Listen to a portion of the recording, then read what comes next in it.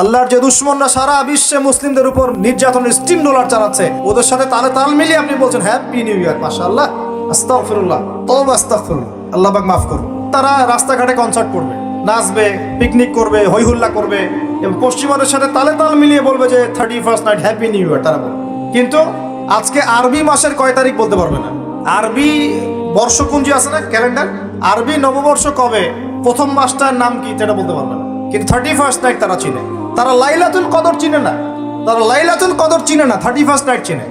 একটা বছর যে চলে গেল, এক বছর চলে যাওয়াতে কি আমার খুশি হওয়া উচিত না কষ্ট পাওয়া উচিত? মনে করেন আপনার 60 বছর হায়াত আছে বা আমার 60 বছর হায়াত আছে, কথার কথা বলছি। এখন এক একটা বছর যে চলে যাচ্ছে, আমি কি মৃত্যুর দিকে একটু একটু করে আগাচ্ছি না? আপনি আগাচ্ছেন না কি ভাই, কথা বলেন, আগাচ্ছে কি না? তাহলে আমরা একটা বছর চলে যাচ্ছে মানে কি আমরা একটা একটা করে ধাপ আগাচ্ছি কবরের দিকে।